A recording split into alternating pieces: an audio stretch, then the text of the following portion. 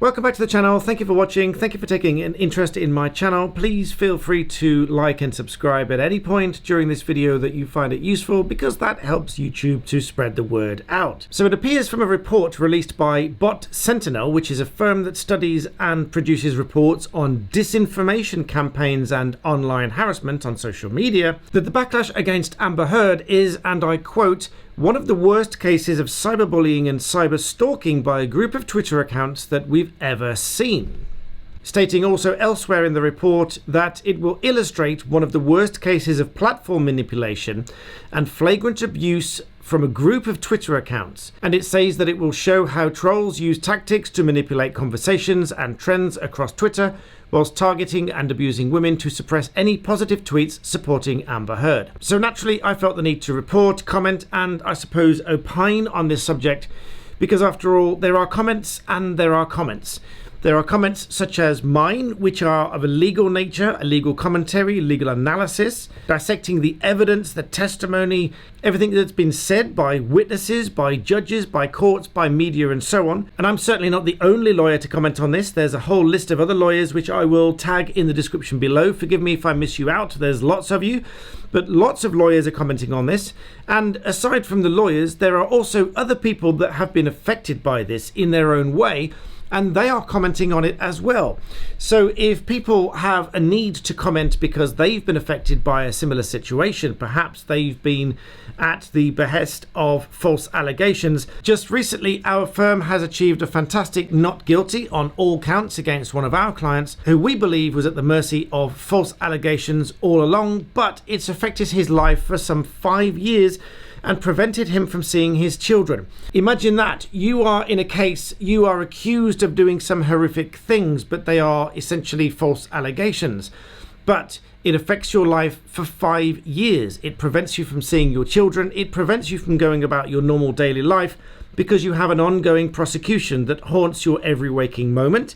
And you know that you're due back in court any day soon, and it's affecting every aspect of your life. But let's come back to the subject at hand. If there are accounts, dozens of accounts, particularly if there are and have proven to be lots of different accounts held by the same person, spewing out the same allegations, the same incitement of hatred, and hatred in the form of tweets and all sorts of abusive comments, then that's clearly not right. Because abuse and harassment only takes 2 or more incidents for it to be considered harassment and abusive conduct. But let's not also forget that there are a lot of people that are affected by the underlying issues of this case, and it is a high profile and public case, which is why lots of people are talking about it. I have previously aired my reasons for talking about this in a video over on Black Belt Secrets, my sister channel, where I more regularly give you my opinions on things because they belong there and not on Black Belt Barrister. I will link that video in the description below. Please go and watch that if anyone is wondering why I've spent so much time talking about this issue. In short, it's because I've had lots of clients that have been through this process and have been subjected to false allegations and had their lives turned upside down, with only recently to find that some professionals outright refuse to accept that false allegations exist, claiming that it's simply nonsense and that there's no evidence of that whatsoever.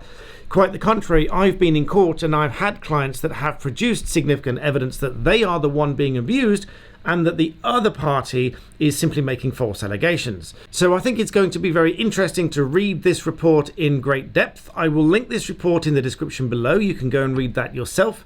But doubtless media are going to pick up on headlines about this to say that Amber is being bullied and harassed online, and pulling out of that report the attention-grabbing headline that this was one of the worst cases of cyberbullying.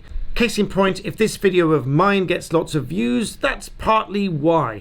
Because on YouTube, it has to be attention grabbing. It has to be something that you're interested in watching. So as a complete tangent for some people that have said stop talking about these issues, the fact that these videos get lots of views is the reason that people keep talking about it. People want to talk about it because it's something that hasn't been talked about properly for many, many years, and people do want to air their views, they do want to talk about it, and they do want to hear about it. And when I look at evidence and I dissect evidence and I want to share my thoughts with you on this platform, I feel that might be interesting, and so do lots of people that watch it. So I'm going to leave this video by saying this. If you are online and tweeting and commenting and so on and so forth, you have every right to do so. Just keep it polite and factual, but you can still air your opinions, so long as you're not inciting hatred and abuse. Likewise, for my fellow commentators, legal or otherwise, if they are commenting and discussing this case, that isn't abuse, that isn't trolling, and that isn't harassment. That is legal commentary, it is reporting, albeit in many cases citizen journalism. For instance, what would you classify me? I'm a lawyer, but I'm also reporting, I'm commenting, so I'm in some sense a reporter, in some sense a commentator, in some sense just still a lawyer talking to you here on YouTube, giving you my legal analysis. The point is, there is a line and a distinction between journalism and harassment, but I suggest that for most people that line will be quite clear to see, and my fear is that lots of people are going to be tainted with a brush of being one of these cyberbullies or trolls and inciting abuse and harassment and so on, when actually they're not. They are just commenting on the case. They are just giving their views, which they are perfectly entitled to do. So as always, please leave me your thoughts and comments in the box below. As in the spirit of everything that I've just said, you are equally free to tell me your thoughts, your comments. So I'll be very interested to see where the media takes this report next, because the first few articles have been very interesting to say the least. So with that said, please like the video, remember to subscribe, and as always, thank you for watching.